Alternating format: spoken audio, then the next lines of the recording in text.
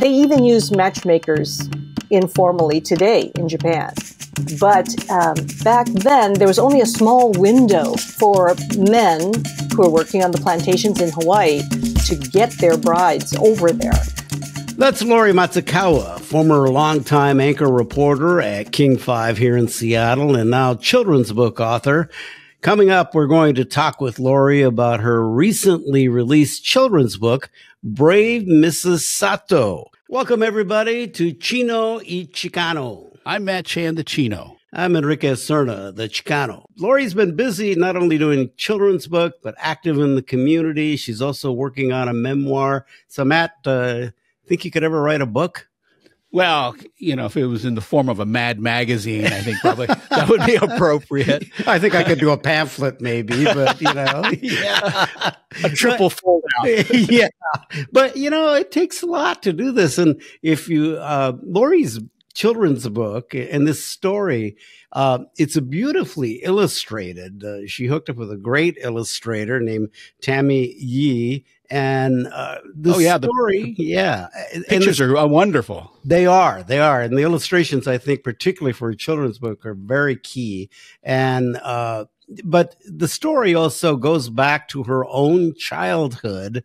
And it's great that she has been able to kind of bring back kind of that memory and now create this children's book that she's getting a lot of play out there in the community. So good on Lori for doing that, I think. Oh, I know. You know, she's got a lot of energy. You know, she was our first guest on the podcast. And that's right. She's still cranking it up. So kudos to Lori. Yeah. And she's also working on a memoir. And we're going to talk to her a little bit about that. And also about how this children's book idea all came about and how she made it happen. Here now is our conversation with Lori Matsukawa. Lori Matsukawa, hey, welcome back. You've been here before with us. Yes, I have. Thank you.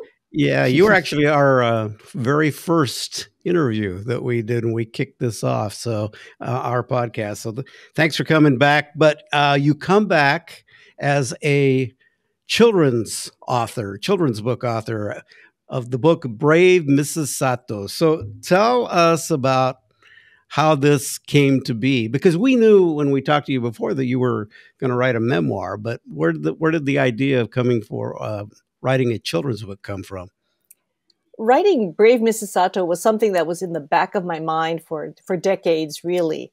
About 15, 20, almost 20 years ago, I first learned about this picture bride phenomenon. And Mrs. Sato, the character in this book, is a picture bride. And then I learned that my own grandmother was a picture bride. My mom's mom was a picture bride. And so I decided to write a book to do a couple things. One, introduce the concept of picture brides to the readers. And two, to encourage readers to listen to this story and think of their own family origin stories. Every family has a story like this. Something that's in your family history that should be written down and passed on to the future generations. And it's cultural because of the fact that, I'll explain what a picture bride. Yeah, because most cultures, it wasn't picture bride, but it's matched marriages or arranged marriage, right? I mean, the modern of like falling in love is a modern phenomenon. Right, it's very much so. And so this was something that happened largely to my grandmother. This was my grandmother's story. She was in Japan. My grandfather was looking for a bride. He was working on a sugar plantation in Hawaii. And so he writes back to Japan and asks the village to find him a young woman to marry. And so the matchmaker goes to work and starts interviewing families in the village, comes up with a candidate. They exchange photos.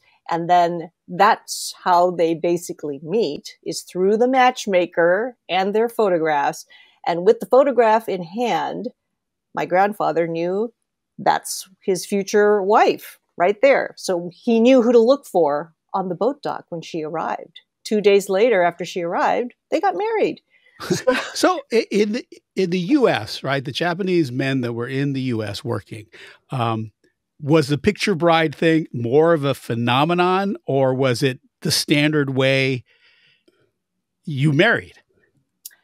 Using a matchmaker was standard, and they even use matchmakers informally today in Japan.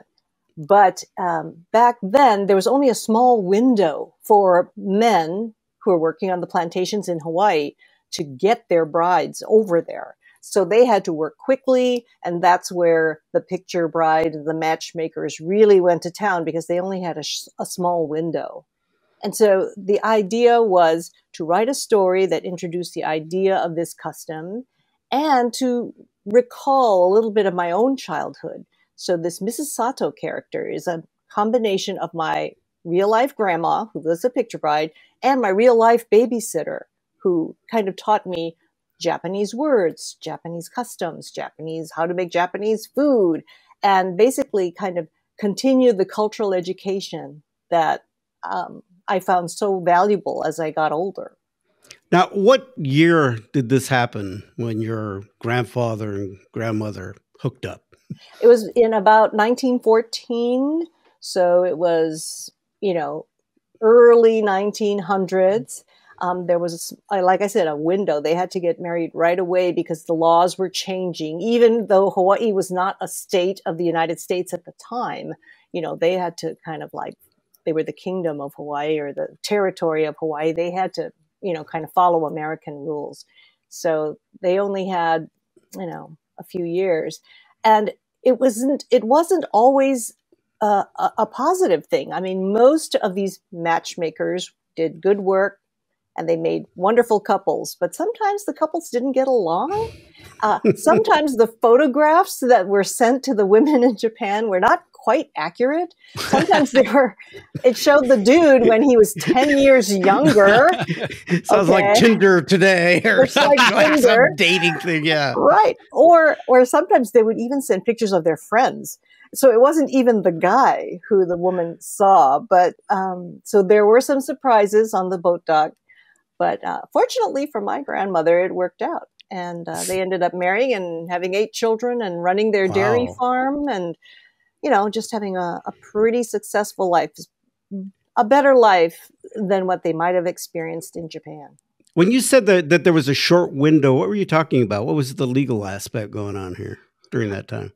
I think initially they only wanted Japanese men to come to Hawaii and therefore the mainland United States to work. And they weren't interested in having them stay. They didn't want families. They didn't want wives and children. Well, that was during the same time the Chinese Exclusion Act was happening, right? Exactly. So, they said, oh, we need workers, but we don't need their families. Yeah. And so they just kind of had a small window. And in Hawaii, they said, oh, no, we'll let, it was called the Gentleman's Agreement. They allowed a certain number of women to come in and marry the workers. So, yeah. What was your grandfather's name? His name was Shimizu. His name was Shogoro Shimizu. And he and my grandmother came from the same ken or same area of Japan, the same state of Japan. And so that's where the matchmaker really helped, because the matchmaker knew that it had to be a woman from where he's from his particular village or prefecture.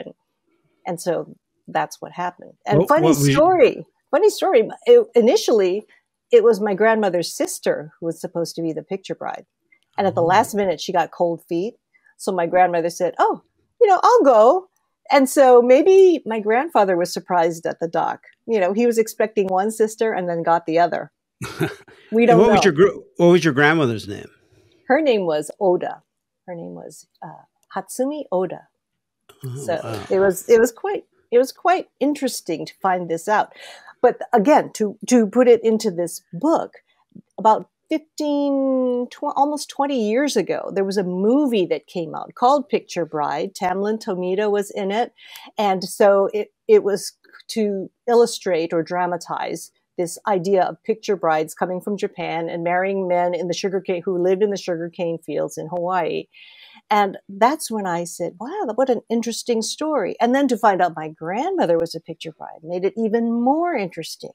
And so I decided, wow, it'd be really cool to write about this phenomenon and introduce a little bit of my background, because even though my babysitter was not a picture bride, I learned a lot of culture from her. And a lot of these picture brides did that. They brought with them their culture from Japan and passed it on to their children and to the children they took care of. So it was kind of an interesting way to tell my story, my grandmother's story, in a beautiful picture book. The illustrator, Tammy Yee, Y-E-E, lives in Hawaii. And so it was great working with her, because when I told her, she had a big mango tree in the back of her house, Tammy knows what a mango tree looks like. And then we talked about the era. The pictures are so perfect for the time and place. You can tell that this house is from 1960 Hawaii. It's an older plantation style house. The furniture is older plantation style furniture.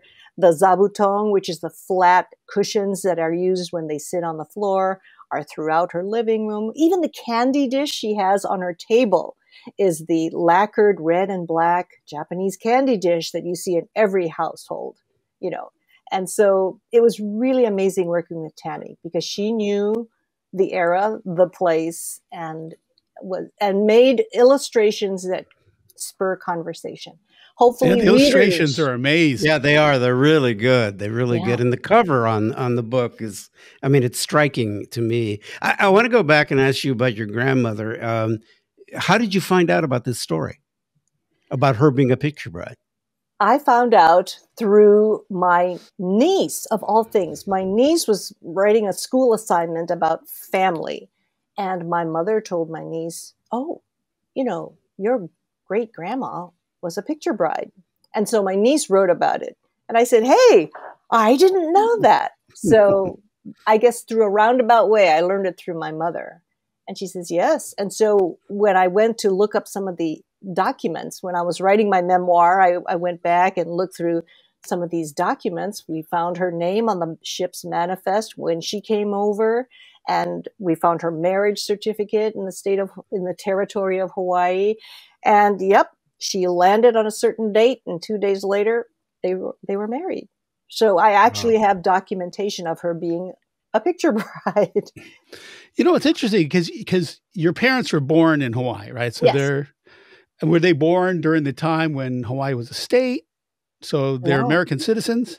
They are American citizens because Hawaii was a territory by then.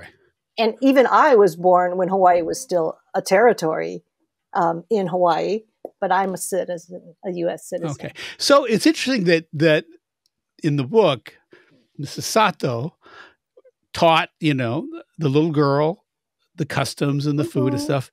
So had assimilation happened so quickly with your parents that they sort of weren't as Japanese as your grandmother was? There was definitely kind of a separation. There was a kind of a need to fit into this, growing territory called Hawaii. There was a need for people to, take part in this beautiful American experiment. Statehood was on the horizon. They wanted to prove that people in Hawaii could be as educated and purposeful and, do jobs as well as the next person. So it was a time of great hope and assimilation in Hawaii. But back then, there was so much Japanese immigration that in the 30s, and leading up to the 40s, the attack on Pearl Harbor, almost 3/4 of the population of Hawaii was Japanese because there had been so much immigration. There was such a need for workers in the sugar and pineapple fields that there was this huge population there. And so they welcomed the men and they kind of reluctantly welcomed the women, and the families first went there thinking we would work in Hawaii and then go back to Japan, right? That was always the plan. But then they found that, life was pretty good in Hawaii. And so they stayed. And that's where this story kind of picks up. It picks up in this second and third generation of people who lived in Hawaii and but still treasured and held close their Japanese traditions. Now, is Japanese traditions generally passed down more through women? because I can't imagine Japanese guys like saying like, oh yeah, no, on New Year's you have to do this or whatever. They just like, whatever, just bring me some booze. Well, I think because women did most of the cooking, I think those kinds of traditions were passed down through women. But the guys were also were into their martial arts, right? They were into karate, judo, even sumo. Had sumo clubs in Hawaii, and music. There were guys, Japanese guys who loved to sing, play flute, shakuhachi, right? Play instruments. So, there was this nostalgia. Natsukashi is what they call it, nostalgia for back home. So yeah, culture was passed on by both genders, but the food was definitely the women's area. So what did you learn as far as food? What didn't you know, and what do you do now that was a direct kind of, that you learned from your babysitter? Well, definitely the cooking. There's a portion where we make the pickled cabbage together. And so that was definitely her, and putting this little polished heavy rock on top of the cabbage to press it down as it pickles. That was definitely her. And then even though she didn't do ikebana herself, she did more quilting and sewing and that kind of thing. I was interested in ikebana and learned ikebana as an adult here in Seattle because it is so beautiful and it is so traditional. And so it was never something shameful. Your differentness, your culture was never something to be ashamed of. It was always something that was cool, that was kind of neat. And that basically in Hawaii, everybody did. Even non-Japanese were into Japanese food and Japanese customs, right? So do you still make a mean pickled cabbage? I do. And, really? Okay. Yeah, I learned how to make, the usual Japanese fare. And it's always fun to go back to Hawaii. I go back a lot to see relatives, and we're still using the same recipes from Grandma. It's incredible. It's incredible how this has been passed on. What was the name of your babysitter? Her name was June Tara, and she was born on a plantation in Eva Beach. So she came from, again, a plantation kind of a neighborhood. And so it was really funny because she didn't speak English very well. She spoke mostly Japanese, but in Hawaii, they speak this pidgin English. And I couldn't get into it in the book, but this pidgin English was a combination of English, Japanese, and Hawaiian. So she'd be speaking to me in 3 languages, using words from 3 different languages, and I totally understood what she meant, So it was really wonderful. There was integration going on, but, it took its sweet time. It took its sweet time. That's like speaking Spanish and mixing it with English, Spanglish at home. That's what I really did. Or Chinglish for Chinese. Yeah. Right? So did you, in the story, the little girl is going to leave that community with her family. And so Mrs. Sato is saying, telling her story and tell her to be brave and all of that. Is that something actually that you just came up with for the book, or were you leaving to go someplace else? Well, I did. Eventually, my family did leave that particular little town, Hawahewa, and moved to Aiea, which is, it's like 5-7 miles away. But on Oahu, that's a long way. That's moving from the country to the suburbs. That's kind of a big journey. And so I never really, stayed with Mrs. Tara after that. But part of writing this book was wonderful because I was able to reconnect with Mrs. Tara's daughter and granddaughter. I kind of sent out my minions and said, hey, I'm looking for, this woman and any relatives. And my friend said, oh, you might try this person. I found her on Google. And so I was able to give them a call, tell them I was working on this project loosely based on their relative, mom, grandma. And so I'm really looking forward to meeting them in person because all of this kind of happened during COVID. So I couldn't really meet them. You haven't met them yet? No. So, okay, cool. So it's going to be wonderful meeting them. All right. And have you sent them a copy of the book? Oh, of course. Of course. And, I'm sure that I'll send you a photo of Mrs. Tara, so you can actually see she did exist. She was a real person. But again, the whole point of this exercise, and even Tammy, the illustrator, told me the same thing, is that the pictures provide an opportunity for readers, especially parents, talking to their kids or grandkids about, look at these pictures. Can you see the furniture? Can you see the clothing they're wearing? Can you see the flowers that she's arranging? Do you recognize things in this story? And the pictures will themselves allow for hours of just discovery because they're so detailed to a certain time and a certain place. And there is even in the boat dock picture, a scene where a picture bride is very surprised by the man who greets her. And I challenge all the readers to look for the surprised bride on the boat dock. Okay, Easter eggs. It's just a fun book. But there's also what I think is really cool about this is that there's a cultural history here, that I think we all have with, my parents from Mexico and how they met and all these things, but other little things that I've learned about my parents and things along the way, that it's also when you tell your kids about it, it's sort of like, wow, grandpa did that or grandma did that. I mean, Exactly. Well, pretty soon we won't have those kinds of stories, right? I mean, the story's going to be like the time your grandfather got his new Ford truck. I mean, you don't have these stories of adversity and triumph and stuff. It's kind of amazing. Yeah, but I think that's why these types of things, particularly from us, in our generation now, because we're getting older, to be able to pass those down. I mean, what did your son? You have a boy. Yes. And how old is he now? He's 36. Okay. So he's right up there with my son. I mean, had he heard this story? He heard of it when I told him about the book. He says, what are you up to, Mom? Oh, I'm writing this book about a picture bride. And then he goes, oh, picture bride. So then it gives me an opportunity to explain what I discovered. So it's a terrific way to just kind of pass it down. And Matt, you made that observation that these memories, they can go by so quickly. In one or two generations, boom, they could be forgotten.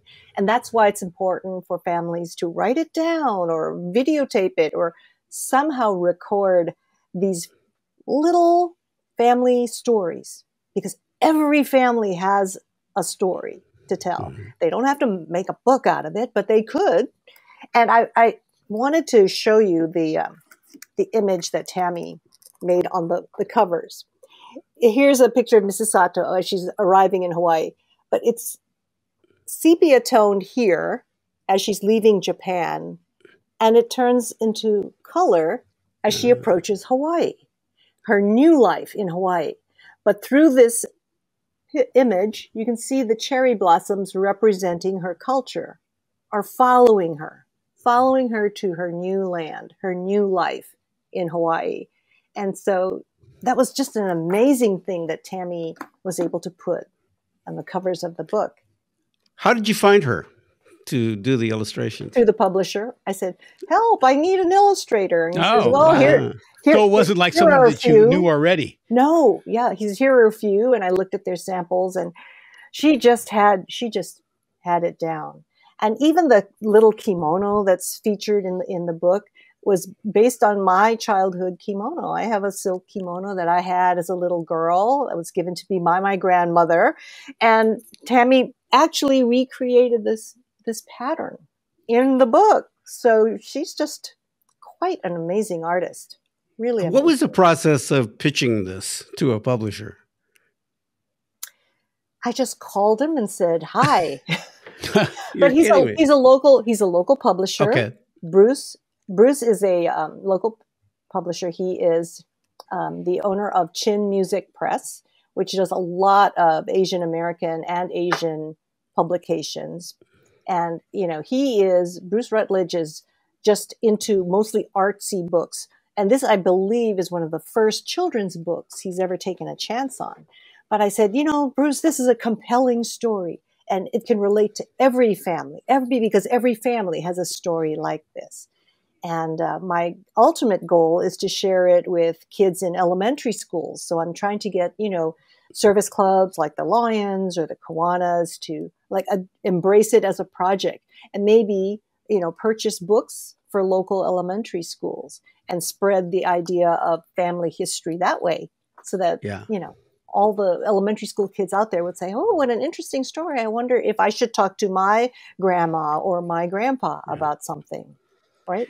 See all those years of pitching stories to people in newsrooms, news directors. So so you've got that ability and using it in a different way. So tell us, about the memoir that you've been working on. You had told us, when we did the first episode with you, that you were working on. You were going to, at least at that time, start. I don't know if you had already started. Right. I started the memoir just after I retired. So in maybe 2019, 2020, I started writing it and researching it and everything. It's still in the editing process. It's gone through a second edit. And so I'm trying to finish it up. Who knows? Maybe it'll be done by next year, but who knows? I have no idea. Has there been any kind of PTSD reliving the stories? I have to say, I was quite pleased with the trajectory of the book, because it starts with this childhood in Hawaii, sort of like as outlined in the Mrs. Sato book. And when you're growing up as a little kid in Hawaii, going to public schools, you don't know about the big wide world out there. And I wondered as a kid, what lies ahead for me? Why am I here? Right? Everybody wants to know, why am I here? What's my purpose on earth? And so it was just amazing to think about, here's my picture bride grandmother and the family and how I was raised. And, this crazy opportunity comes up, being Miss Teenage America when you're only 17, traveling a lot, being exposed to what America could be and is. And then, going to college, which was traumatic. Talk about PTSD. I just got back from a college reunion, and boy, sometimes the memories aren't that good, because I was just this little gal from Hawaii, public schools, thrust into a college, Stanford University, where there were millionaires' kids who had it all, who had it going on, who are super smart. And you get this imposter syndrome, right? Like, okay, I'm the admissions mistake. I'm not supposed to be here. And then this career that exposes you to even more diversity in a community. And yet, when I first started at King and Como, there weren't that many women working in journalism, much less women of color. So this memoir is kind of like a little historical voyage when it comes to women, when it comes to women of color, when it comes to, communities of color. And then it ends with, I reconnect with Japan, because I always felt, kind of like, I'm American, but this Japanese culture kept coming back. And I wanted to know, okay, am I Japanese, Japanese American? Am I just American? And so it was a great exercise. And, You're all of the above. You're all of the above, yeah. I want to mention here that Lori and I, along with Connie Thompson and Essex Porter, who used to work at Cairo, and we taped a conversation through Natus. It was arranged by Nicole Sanchez Newman, who is she still the president of Natus? I think, isn't she? Or maybe she was. Was right, but of the chapter, Northwest chapter. Anyway, so they had done some short bits with us about diversity and being trailblazers in the business, but she did a longer conversation with us. It's going to be part of I think an hour documentary that she's doing on. And we had a pretty healthy conversation about some of the things that we experienced as people of color here in the Seattle market, and just the things as sort of the first folks that were coming into the business during a time when they were trying to bring more diversity and I guess still trying in many ways. But that was a very interesting conversation that is going to, I think they're hoping to have the documentary out there sometime in December or after the first of the year. But you know, you were a real trailblazer in what you did. I think all of those, you know, you, Enrique, Connie, Essex, and just a whole number of people of color really did break down barriers and encouraged the next generation. I mean, how many times have people stopped you, right, on the road and said, boy, Enrique, because I saw you on TV, I felt like I could do this job too. And they were inspired to go into media or television or radio. And so it really makes a difference. And so that's kind of like the working title of this memoir I have. It's called The Importance of Being There. Because that's what it comes down to. That's what it was. Yeah, You just have to show up. Sometimes you just have to show up and be there. Yep. And power through what can be at times a lot of challenges. Not always of your making, but just that the challenges of us being there was a really big thing, part of all of this too. So, hey, listen, it's good that, I mean, it kind of comes full circle that your book, it's really important. I mean, you know, it may be just a kid's book, right? But it's important because if anyone's been to a classroom these days for kids, the diversity is crazy. So their stories are not our stories. They're completely different stories that are more like your story than what we think is America, because America is changing and the diversity in the classrooms and the diversity of the population is shocking in a good way, right? And so I think stories like this to say, yeah, my grandparents, my parents, they had the same experience. And that's important because people always want to feel that they're special and different, but they also want to feel like they're the same. Yeah. Which sounds like a contradiction, but you're absolutely right. You know, it's making sure that people know that their existence is important, their history is important, and recording it. I think that's the journalism part of us, is that you write it down, don't forget it, because it's important. Right. That's really why I always tell people, I did this with my father. My sister and I sat him down and did a long conversation with him. I actually wish we would have done more. But he told us stories that we were just blown away. But the fact that we have him on video telling us how he came to America and the challenges that they, you know, and coming to a new country and having that, so that, you know, I want my kids to know that and understand that. And I always tell people, if you get that opportunity with your parents, you know, whatever, try to record it for your family history, because I think it's so important. Yeah. After writing this book, I'm getting kind of I'm getting kind of weird about it, because now that I know everybody has a story, I'll be standing in line at the grocery store and I'll look at some little old woman next to me and say, what is her story? I bet she's got, and I'll look at some little kid and what's that little kid's story? What's the home life like? And, you know, I know everyone has a terrific story. I just don't, you know, have time to tell everyone's story. Yeah, I think that's why storytellers will never go out of business. That's right. There's always going to be a story there. Hey, Lori Matsukawa, thanks so much for taking the time to come and talk to us about your children's book, Brave Mrs. Sato. It was written by Lori Matsukawa, illustrated by Tammy Yee, and look forward to reading that memoir when it comes out. And where can everybody get the book other than Amazon?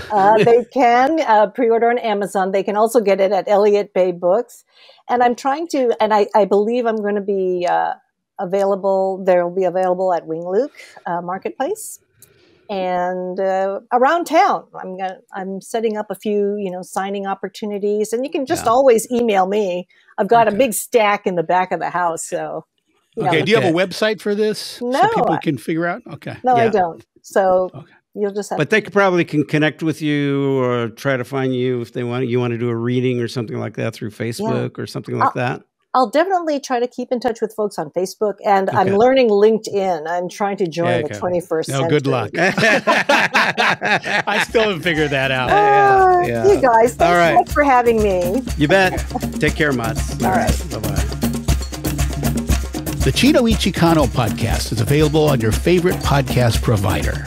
You can watch the video version on YouTube, and Converge Media, a leading producer of culturally relevant content in the Pacific Northwest.